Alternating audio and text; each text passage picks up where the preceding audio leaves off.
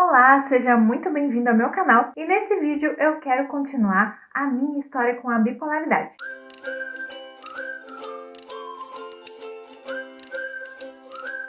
Esse vídeo é a continuação do vídeo A Minha História com a Bipolaridade, parte 1. Então, se você ainda não viu, corre lá pra dar uma olhadinha. Eu vou continuar da onde eu parei naquele vídeo. Mas antes, eu quero dizer pra você continuar nesse vídeo até o final, porque eu vou dizer como eu estou nesse momento e vou dizer o que eu descobri. E é muito importante, assim, é uma coisa que eu não sabia e faz toda a diferença para uma pessoa que tem transtorno bipolar saber que isso existe. Muita gente tem muita dúvida de como que eu tô, se eu recebi alta, se eu realmente tenho transtorno bipolar, o que tá acontecendo por eu estar bem. Mas eu vou começar do começo pra vocês, pra gente saber toda a história aí do que tá acontecendo, a história mesmo, né? Por isso que se chama A Minha História com a Bipolaridade, né? Em 2017, então, eu parei o medicamento pra poder tentar engravidar. Só que eu não engravidei logo de primeira. Foi um ano tentando engravidar e nada. E depois mais um ano fazendo tratamento pra saber por que eu não engravidava. E nessa época, eu achava que eu estava bem, mas só que eu tava na hipomania. E como eu sei que eu tava na hipomania? Porque depois veio uma depressão bem profunda e também olhando pra trás eu consigo ver que eu queria fazer muita coisa. Eu queria fazer mestrado, eu queria fazer o canal, eu tava correndo, eu queria aprender a andar de rolê. Eu tava procurando fazer muita coisa que eu não poderia fazer quando eu engravidasse, ganhasse o neném. Por isso que eu tava me enchendo de coisas. No começo de 2018, eu entrei numa depressão muito profunda. Foi a depressão mais profunda que eu já tive, de não conseguir levantar da cama, de não conseguir falar, de nem conseguir chorar, porque eu não tinha energia mesmo.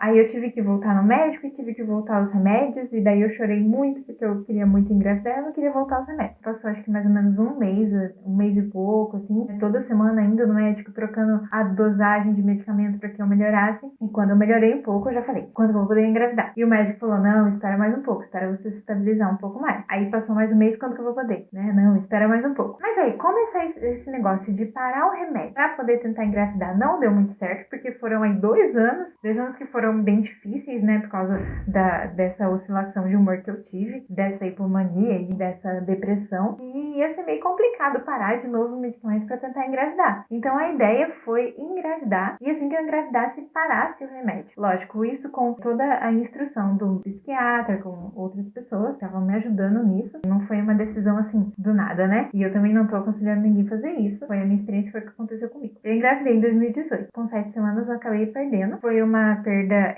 espontânea, um aborto espontâneo. E daí eu voltei de novo no medicamento. Eu já voltei antes mesmo de poder ficar mal, depressiva, eu já voltei no medicamento. E passou alguns meses de novo, quando que eu vou poder tentar engravidar. E eu já tava liberada, então, pelo ginecologista, né? Mas a minha psiquiatra, ela falou que ainda era melhor eu esperar. Então eu esperei mais um pouco. No ano de 2020, eu engravidei de novo. Da mesma forma, né? Tava tomando remédio, engravidei e daí já parei o remédio. Se você acompanhou todo o diário, você já sabe. Se você não acompanhou, acompanhe lá, porque tá muito legal a sequência do diário lá. Nos 5 primeiros meses de gestação, então, eu não precisei voltar ao remédio. Eu parei o remédio e fiquei bem. Lógico, eu fiquei com oscilações de humor bem características, assim. Eu oscilava na gestação em 3 momentos. Não era só a depressão e a hipomania, eu também ficava bem. Então tinha dias que eu estava bem, sem estar depressiva e sem estar hipomaníaca. Então isso é uma coisa bem importante da gente entender, porque muitas vezes a gente acha que tem transtorno bipolar, e daí eu só fico nessa coisa, ou eu tô depressivo ou eu tô hipomaníaco. E se a gente fica pensando isso, a gente acaba ficando muito mal, porque a gente acha que a gente só é isso. E pensar assim não é legal, porque a gente tem a fase que a gente tá bem e nós somos nós mesmos. E isso é uma coisa que me incomodava muito no começo. Mas continuando a história, onde eu parei? Assim, fiquei 5 meses sem remédio. Mas aí no 6º mês de gestação, eu comecei a ter uma tristeza que continuava, assim, vinha tristeza e ela perdurava por mais dias e tava mais difícil de lidar com essa tristeza e mais difícil de lidar também com as inconstâncias. Vinha às vezes um pensamento de não querer viver, eu pensei, meu Deus, eu tô grávida, então eu não quero ter esses pensamentos, eu não quero fazer nada, né, de ruim antes que aconteça alguma coisa, então eu vou voltar a tomar remédio. Então eu voltei o medicamento com 6 meses de gestação, e fiquei morrendo de medo do que poderia acontecer, fiquei rezando muito para que esse remédio não afetasse. Eu nem cheguei a estudar e ler sobre isso, exatamente para não pirar a cabeça, mas os médicos disseram que era seguro e tal, então beleza, é seguro, então eu fui nessa, é seguro, então eu vou tomar. Ai, que bonitinha, neném chorando. Eu vou ter que ir lá atender e depois voltar. Voltei. Então eu tava tomando remédio e eu não poderia amamentar com esse remédio. Então, ali por, assim, mais ou menos 2 dias antes de parir, eu deveria parar o remédio. Só que como eu queria parto normal, não tinha como saber quando que ia ser, 2 dias antes. Então, deu 36 semanas, eu arrisquei e falei, vou parar. E daí eu parei e fiquei sem o medicamento até parir, até as 40 semanas, e fiquei bem. O meu medo era de desestabilizar e ficar muito mal, ali, justo ali nas últimas semanas, ali perto do parto. Mas não foi isso que aconteceu. Eu, de fato, fiquei muito bem e eu aprendi muita coisa nesse tempo que eu quero partilhar com você nesse canal. Então vai ter vários vídeos onde eu vou estar contando muita coisa que eu aprendi nesse tempo, nesse final da gestação. Então foi muito rico para mim todo o aprendizado e foi muito importante para minha vida. Chegou às 40 semanas e eu tive meu parto praticamente natural. Eu vou contar então o meu relato de parto em outro vídeo. Também era um momento assim que eu tinha muito medo de ter alguma crise e isso também não aconteceu. Foi muito bom. Eu consegui parir até mesmo sem anestesia, não precisei de nada disso. Então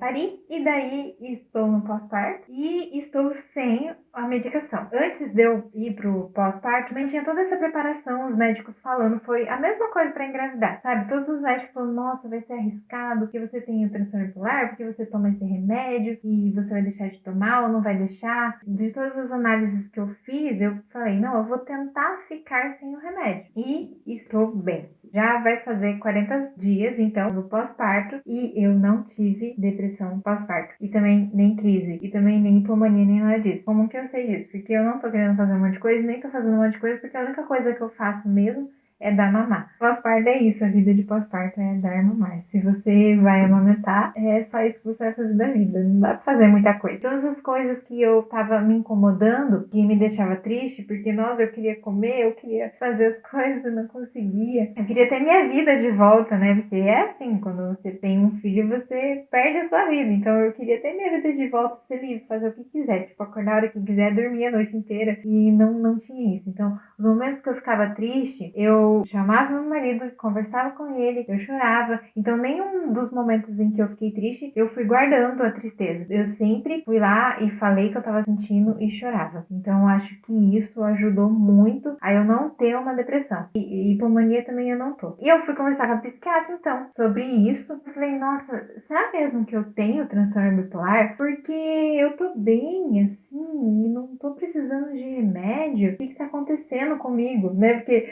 a gente é uma pessoa normal, a gente tem esses sintomas, aí a gente recebe o diagnóstico, a gente vai tentando descobrir o que tá acontecendo com a gente. Aí você descobre que você tem essa doença e que você varia de humor entre depressão, hipomania e ficar bem também. E daí, de repente, você fica muito bem por muitos dias e meses, e daí você para e pensa, mas o que tá acontecendo agora? E daí, então, eu fui perguntar pra ela falou, olha, tem pessoas que ficam na fase de eutimia. A fase de eutimia é a fase de estar bem, né? Não estar oscilando pra nenhum dos dois lados, é você ser você mesmo. E ela falou, tem pessoas que ficam na fase de eutimia por muito tempo, por muitos anos até. E daí eu falei, nossa, eu não acredito nisso. Se você já passou por essa fase, se você já ouviu falar dessa fase, comenta então aí a sua experiência em relação a isso. Mas enfim, é isso. Eu tô bem, estou numa fase de eutimia. Talvez foi a mesma coisa que aconteceu na gestação. E também tem a questão dos hormônios. Tanto os hormônios da gestação quanto os hormônios do pós-parto, eles podem influenciar também de alguma maneira. E eles estão influenciando também pro bem. E eu vou gravar depois outros vídeos com mais detalhes sobre essa fase, né, que eu tô vivendo do pós-parto. O fato de eu estar bem também pode ser consequência também de todas as coisas que eu venho aprendendo, que eu venho trabalhando na terapia. Então, assim, não é de uma hora para outra, estou bem. Não, eu de fato vejo que teve um caminho, teve um processo. E não acabou e nem vai acabar. Tem aquele filme que eu gosto muito da frase, não existe começo e nem fim, somente a jornada. E eu tô entendendo que a vida é mais ou menos isso. Não tem lugar para você chegar. É uma jornada, sempre é uma jornada. Muitas vezes eu também fico pensando, nossa, quando que eu vou receber alta na terapia, por exemplo? Só que às vezes eu penso, se você quiser, você pode fazer terapia a vida inteira. Porque sempre tem questões para você trabalhar, para você se conhecer, para você entender. Mas o que eu quero dizer é que o processo até aqui foi muito importante para eu poder estar bem nesse momento. Aí não vamos esquecer da graça de Deus. Então também tem esse fator muito importante nesse finalzinho da gestação. Então eu busquei ter mais uma vida interior com Deus e então assim tem muita coisa também que eu quero contar sobre a espiritualidade espiritualidade, que foi e está sendo muito importante também nesse processo.